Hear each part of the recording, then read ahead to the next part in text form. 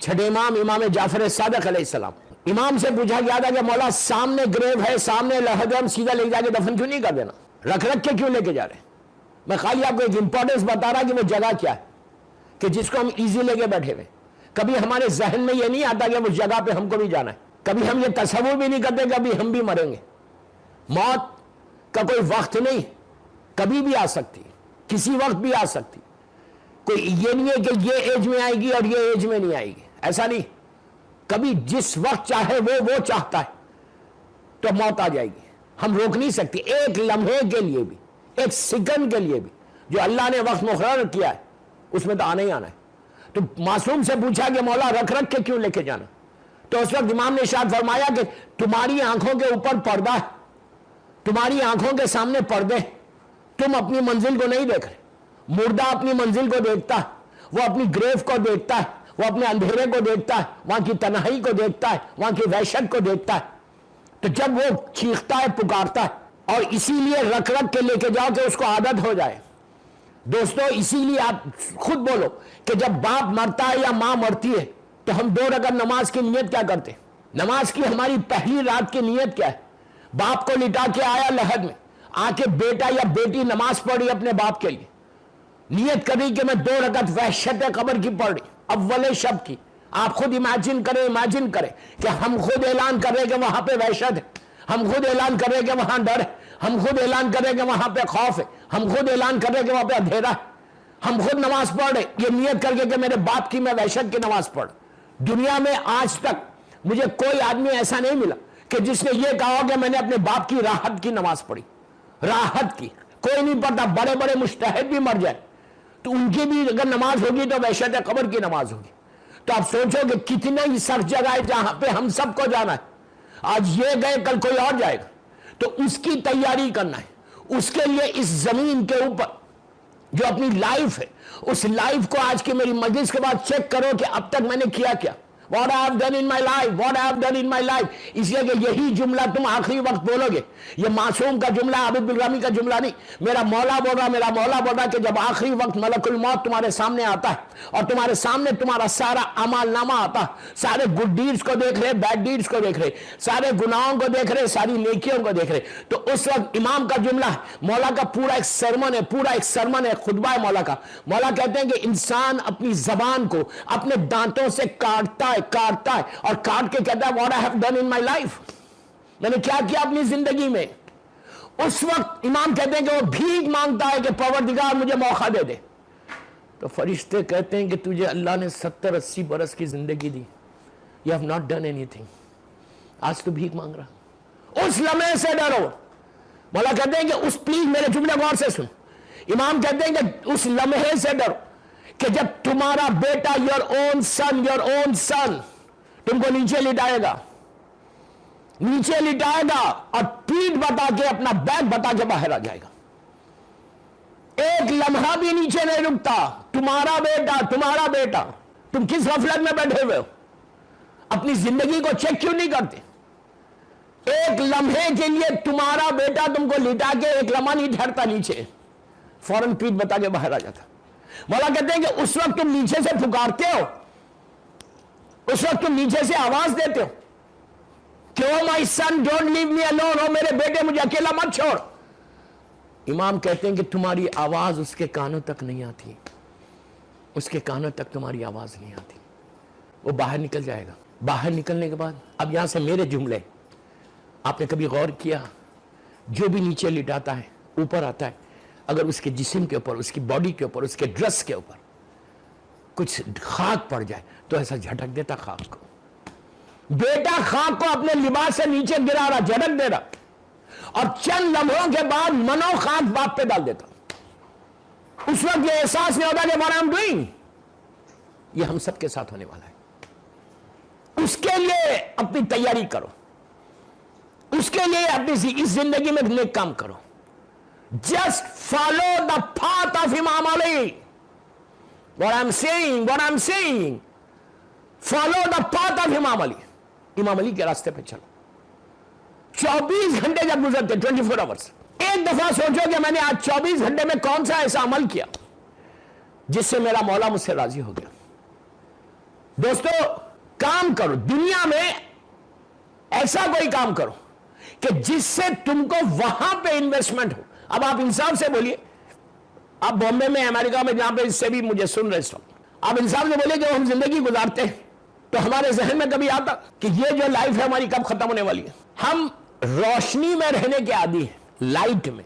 آج کے دور میں 21ویں صدی میں کوئی اندھیرے میں نہیں رہتا, ہر کے گھر میں لائٹ ہے, ہر کے بیڈ روم میں, ہر کے گھر میں بہترین لائٹنگ سسٹم ہوتا.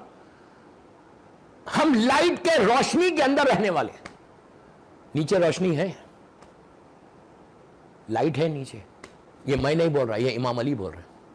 مولا بولتے ہیں کہ تمہاری لہر, تمہاری گریو, تمہاری خبر ہر روز پکار کے کہتی ہے, پکار کے کہتی ہے, تمہارے کانوں میں آواز نہیں آ رہی, اس لیے کہ کانوں سے اتنی غیبتیں سنی, اتنے گناہ کیے کہ اب کانوں کے اوپر پردے آ گئے. تمہاری گریو, تمہاری قبر روزانہ تم کو پکار کے تم کو وارن کرتی ہے, تم کو بیدار کرتی ہے, یہ کہہ کے کہ سنو تم میرے دامن میں آنے والے ہو. یہ ظلمات کا گھر ہے, اندھیرا گھر ہے, میرے پاس کوئی روشنی نہیں ہے, چراغ نہیں ہے, لائٹ نہیں. جو کچھ لے کے آنا ہے اس دنیا سے لے کے آؤ. یہ میرا معصوم امام کہہ رہا. تو دوستو میں خالی پوچھتا آپ سے کہ کبھی سوچا, گھر کو تو سجا لیا آپ نے دنیا میں, وہاں کے لیے کوئی لائٹس کا انتظام کیا ہے؟ سب جانتے ہیں اپنے ہاتھوں سے گریو کو ہم بند کرتے ہیں, بالکل بند کر دیتے ہیں, کوئی تصور ہی نہیں نیچے روشنی کا. اسی لیے وحشت کی نماز ہے. کبھی یہ سوچا کہ نیچے بھی لائٹ چاہیے ہم کو؟ کبھی نہیں سوچتے. نیچے اگر روشنی چاہیے تو اس دنیا میں کسی کی زندگی میں تم روشنی کر دو تو تم کو اللہ نیچے روشنی دے گا. کسی مسجد میں, کسی امام بارگاہ میں روشنی کر دو, کسی بچوں کی زندگی میں روشنی کر دو, کسی یتیم کے سر پہ ہاتھ رکھ دو اس کی زندگی میں روشنی آ جائے, کسی غریب کا ہاتھ پکڑ لو اس کی زندگی میں روشنی آئے گی. یہ پورا ایک سبجیکٹ ہے. اس میں مثال کے طور پہ میں آپ کو بولوں کہ کسی غریب کو, کسی یتیم کو تم نے ایجوکیشن دیا, اس کی زندگی میں لائٹ آ گئی, اس کی زندگی میں روشنی آ گئی. Education is so important, so important. میرا جملہ غور سے سنو, امام علی کو سمجھنا ہے تو جہالت میں علی سمجھ میں نہیں آتا, علم سے علی سمجھ میں. کربلا کو سمجھنا ہے تو علم سے سمجھو. جہالتوں میں رہو گے تو علی کبھی سمجھ میں نہیں آئے گا, ہمیشہ علم سے سمجھو. اس لیے کہ مجھے کہا گیا کہ کچھ علم کے بارے میں بولو. یہ مرحوم عنایت زیدی, انہوں نے ہمیشہ ایجوکیشن کے لیے کام کیا. He was very very humble person. میں جانتا تھا, رزق کالج بامبے میں میری کئی ملاقاتیں ہوئی, پھر حیدرآباد میں بھی ان سے ملاقاتیں ہوئی. He was very humble, بہت ہی نیک, محبت سے بات کرنے والا. آلویز انہوں نے ایجوکیشن کے لیے کام کیا, ایجوکیشن کے لیے کہا کہ بچوں کو ایجوکیشن دو. اپنی اور ایک چیز یاد رکھو, اب کس کا کام ہے یہ؟ جو پڑھے لکھے ہیں, جو ویل ٹو ڈو ہے. اگر تم بہترین عمل چاہتے ہیں نیچے تمہارے کام آ جائے مرنے کے بعد, تو بچوں کو سپانسر کرو, غریب بچوں کو اٹھاؤ, ان کو اچھا ایجوکیشن دلا دو. ایک لڑکا یا لڑکی کو تم ایجوکیٹ کر رہے, ایک لڑکا یا لڑکی کے تم سپانسر بن جا رہے اسکول کالجز میں. آج کل کتنا مشکل ہے. اگر تم بن گئے اور اس کی زندگی میں روشنی آ گئی, تو اس کی زندگی میں روشنی نہیں آئی, تمہاری لہد روشن ہو گئی, تمہاری گریو روشن ہوگی. جب تک اس کی زندگی میں روشنی رہے گی, جب تک اس کی زندگی میں لائٹ رہے گی, جب تک وہ اپنی اولاد کو بھی وہ دے گی ایجوکیشن, تو اس سے ہوگا کیا؟ ایک لڑکی کی زندگی کو تم نے بچا لیا, ایک لڑکے کی زندگی کو بچا لیا. جب تک ایجوکیشن ان کے پاس ہے, جب تک ان کو فائدہ پہنچا اس ایجوکیشن سے, تو اس وقت تک تمہارا بہترین انویسٹمنٹ ہے اپنی گریو کے لیے. اس لیے کہ دوستوں میرے مولا علی کا جملہ, امام کہتے ہیں ایجوکیشن کے بارے میں, پلیز غور سے سنیں. امام کہتے ہیں کہ اگر تم کو علم کو لینا, علم کو لینا, اس لیے کہ جہالت ہی تھی جو مولا کی سب سے بڑی دشمن تھی. مولا علی سے جب پوچھا گیا تھا کہ مولا آپ کا سب سے بڑا دشمن کون ہے, آپ کا بگیسٹ انیمی کون ہے, علی نے کسی انڈیویجول کا نام نہیں لیا. پلیز غور سے سننا. مولا علی سے پوچھا گیا کہ مولا آپ کا سب سے بڑا بگیسٹ انیمی کون ہے, کہ وہ اگر آپ کے سامنے آئے تو آپ اس کو قتل کر دیں گے. اب سارا مجمع یہ ایکسپیکٹ کر رہا کہ مولا لوگوں کے نام لے گا کہ یہ میرا دشمن ہے, تھے مولا کے دشمن. सबको पता है, नाम तो किसी का नहीं ले रहा, इसलिए कि मेरे मौला ने नाम नहीं लिया। तो इमाम ने क्या कहा, जहालत मेरी सबसे बड़ा दुश्मन है। जिस दिन जहालत आएगी मैं उसको खत्म कर दूंगा। जहालत खत्म होगी तो लोगों को अली समझ में आएगा, जहालत खत्म होगी तो लोगों को करबला समझ में आएगा। अब मौला अली का जुमला सुने, तो जहालत को खत्म करना हमारा भी काम है। प्लीज मैं रिक्वेस्ट कर रहा कि ये तुम्हारी जिंदगी का बहुत बड़ा फायदा है, जो वहां के लिए तुम्हारे गुड डीड्स होने वाले हैं। लहद का सबसे बड़ा इन्वेस्टमेंट है कि अगर तुम किसी यतीम, किसी बेवा, किसी गरीब, किसी मिस्कीन को तुमने उठा लिया, ये मासूमीन का शेयार है, ये वो अमल है जिससे तुम्हारा मौला तुमसे राजी होगा। इसलिए कि मेरे जुमले गौर से सुनो, इसलिए कि कोई कौम, कोई कम्युनिटी अपलिफ्ट नहीं हो सकती उस वक्त तक जब तक उनमें एजुकेशन ना आए। तो ये हमारी भी जिम्मेदारी है। मिसाल के तौर पे लाखों रुपया मेरे पास पड़ा हुआ है और कोई गरीब बच्चा, उसको कॉलेज की, स्कूल की फीस नहीं, जिसकी वजह से वो घर में बैठ गया, जाहिल रह गया। तुम्हारा रिश्तेदार, पहले अपने रिश्तेदारों को चेक करो, पहले किसी अपने फैमिली मेंबर्स में चेक करो। अगर कोई गरीब है तो तुम उसके स्पॉन्सर बन जाओ।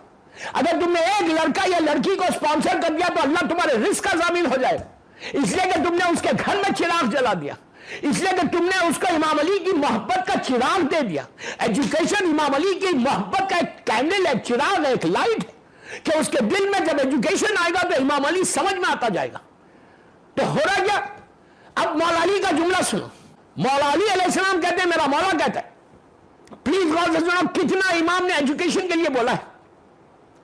इमाम कहते हैं कि इल्म, प्लीज इल्म को लेना है, एजुकेशन को लेना, और वो इल्म किसी मुनाफिक के पास चला जाए तो जाओ और तुम ले लो, इसलिए कि ये तुम्हारी खोई हुई मीरास है जो चली गई। मैं क्या बोल रहा यार, मेरा मौला बोल रहा, इल्म को लेना है और वो इल्म किसी मुनाफिक के पास है तो जाओ और ले लो, इसलिए कि ये तुम्हारी खोई हुई मीरास है जो चली गई।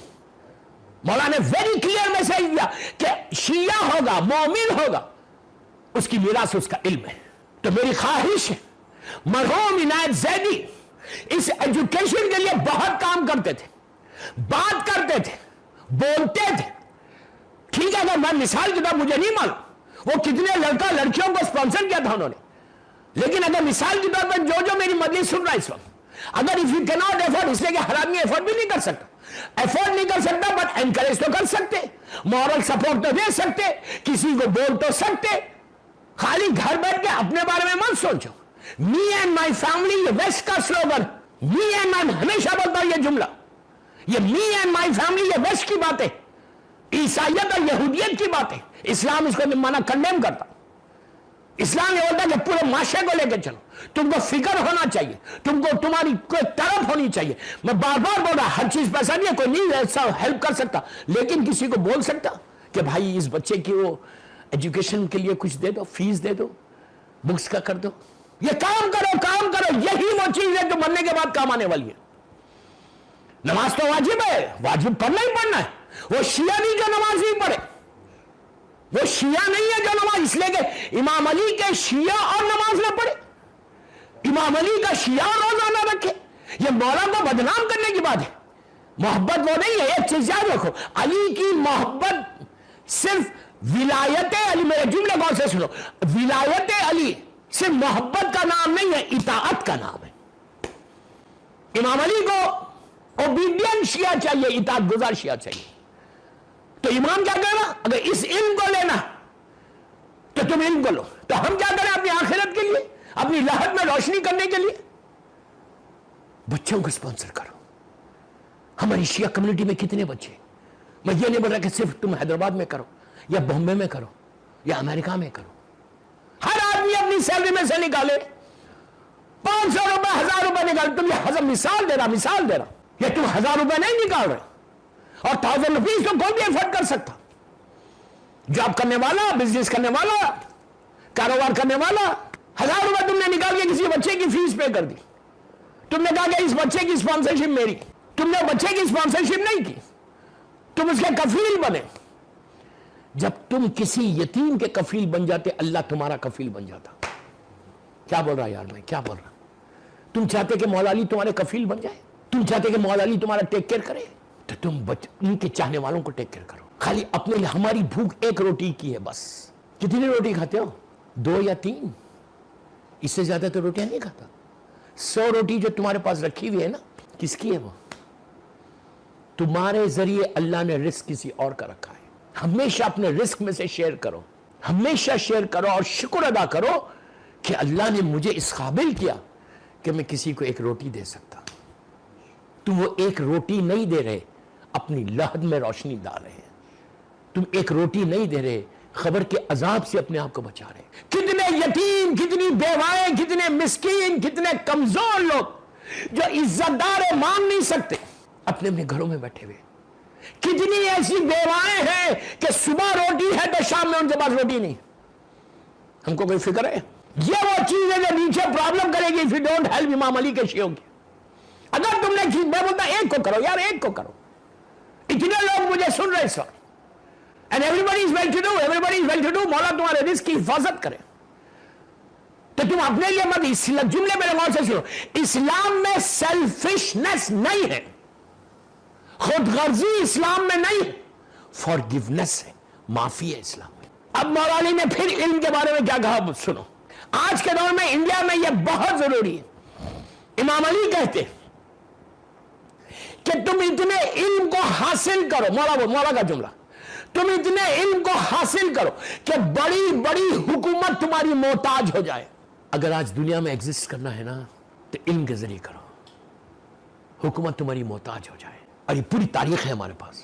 ہارون رشید جیسا ظالم حاکم جو دشمن امام علی تھا, اس کا پرائم منسٹر کون تھا؟ اتنی بڑی ڈائنسٹی کا, اتنی بڑی حکومت کا, اتنے بڑے امپائر کا, بنی عباس کی حکومت کا وہ ظالم ترین کنگ, اس کا جو پرائم منسٹر تھا علی ابن یقین, اتنا علم تھا کہ ہارون مجبور ہو گیا تھا علی ابن یقین کو اپنا پرائم منسٹر بنانے. امام علی کا جملہ ہے کہ تم اتنے علم کو حاصل کرو کہ بڑی بڑی حکومت تمہاری محتاج ہو جائے. اور جب تک علم نہیں آئے گا, ایجوکیشن نہیں آئے گا, کوئی قوم اوپر نہیں آ سکتی. میری ریکویسٹ ہے سارے سننے والوں کو کہ اپنی فیملیز میں چیک کرو, اپنے رشتہ داروں میں چیک کرو, کوئی اگر ایسا مل جائے, ایک بچے کو, ایک لڑکی کو, ایک لڑکے کو انویسٹ کرو اس کے اوپر. دوستوں میں ایک بات بولوں, ایک لڑکی پہ ضرور کرو, لڑکیوں کو ضرور پڑھو, اس لیے کہ ایک لڑکی نہیں ہے, اس کے پیچھے پوری نسل ہے, اس کے پیچھے پورا جنریشن ہے. اگر ماں جاہل رہے گی نا تو بچوں کو کچھ نہیں کرے گی. ماں کو ایجوکیٹڈ ہونا چاہیے. اور یہ وہ انویسٹمنٹ ہے دوستوں, تمہارے $1 ملین تمہارے بینک اکاؤنٹ میں انڈیا میں پڑے ہوئے, باہر پڑے ہوئے. اتنا ہمارا انویسٹمنٹ پورے بینکس میں, ریئل اسٹیٹ میں انویسٹمنٹس ہے, بینک میں انویسٹمنٹس ہے, سب. ہم کیوں کر رہے ہیں انویسٹمنٹ کو؟ صرف اس لیے انویسٹمنٹ کر رہے ہیں کہ ہم کو ریٹائرڈ لائف میں بڑے آرام کے ساتھ, کمفرٹ کے ساتھ ہم زندگی گزاریں. اس لیے کیا ہے نا کہ ہماری زندگی بڑے آرام سے گزرے گی. کوئی گارنٹی ہے کہ تم وہ لاکھوں روپے استعمال کرو گے؟ کوئی یقین ہے؟ کیا یقین ہے بابا؟ رات میں سو گے, کوئی یقین نہیں ہے کہ صبح تم اٹھ جاؤ. کیا یقین ہے کہ وہ پیسہ تم انویسٹ کر تمہارا ہوگا, تم اس کا استعمال کرو گے؟ کوئی یقین ہے؟ نہیں ہے. تمہارے بعد وہ پیسہ کوئی اور استعمال کرے گا, حساب تم دو گے نیچے. یہ مت سمجھو کہ نیچے حساب دینا نہیں ہے. منکر و نکیر کا آنا, آپ پوری زندگی بولتے رہو یہ ملاؤں کی باتیں, یہ مولویوں کی باتیں. میں تو بڑا بدنام ذاکر ہوں, ڈرانے والا نا. جب بھی کوئی بولتا ہے کہ مولانا اتنا ڈراتے ہیں پوری دنیا میں, میں ان سے کہتا ہوں یار تم اپنے آپ کو علی والا بھی بولتے, ڈرتے بھی ہو. موت تو ایک ملاقات کا نام ہے کہ کیوں نہیں وہ کام کرو جس سے تمہارا مولا خوش ہو جائے. حرام کھانا چھوڑو, حرام. امام علی کے راستے پہ چلنے کی کوشش کرو, اپنی زندگی میں انقلاب لاؤ, انقلاب. ریولوشن لا کے آؤ, ریولوشنری شیعہ بنو, ڈم شیعہ مت بنو. تو ایجوکیشن اگر دو گے, ہمارا سارا انویسٹمنٹ یہیں پر ہے. وہاں کیا ہے؟ تم ہاتھ خالی ہاتھ, ایمٹی ہینڈ جاؤ گے. وہاں جا کے میرا مولا کہتا ہے کہ انسان اپنی زبان کو اپنے دانتوں سے کاٹتا ہے اور کہتا ہے یہ میں نے کیا کر دیا. اس کے لیے وہ کام کرو. اس جگہ کی, آخرت کی, اس جگہ کا دوسرا انویسٹمنٹ جو ہے وہ اپنے رشتہ داروں کا حق ہے. جب بھی کسی سے ملتے تھے اسمائلنگ فیس، یہ بھی ایک صفت ہے مومن کی. اگر تم اپنے آپ کو صحیح معنی میں امام علی کا شیعہ بولتے ہو تو تمہاری زبان پہ، تمہارے لبوں پہ اسمائلنگ فیس رہنا ہمیشہ. مسکراہٹ لبوں سے جھانکتی ہے جس کو بولتے ہیں، ہمیشہ اسمائلنگ فیس ہے. اس لیے اسمائلنگ فیس ہے نا کہ سامنے والا جو تمہارے پاس آ رہا اس کے دل میں ایک محبت پیدا ہونا تم سے. یہ صفت شیعہ. شیعوں کی صفت یہ نہیں ہے کہ ایٹیٹیوڈ بتاؤ، شیعوں کی صفت یہ نہیں کہ غرور اور تکبر کے ساتھ زندگی گزار. اکڑ کے زندگی گزارنا یہ شیعوں کا شعار نہیں ہے. اب میں ایک بات یہاں روک کے بولوں، غور سے سننا میرا جملہ. اکڑنا زندگی میں نہیں، مرنے کے بعد تم خود اکڑ جاؤ گے. 2 گھنٹے میں تم اکڑ جاؤ گے، تمہاری باڈی سٹف ہو جائے گی. اکڑتی میت انسان نہیں.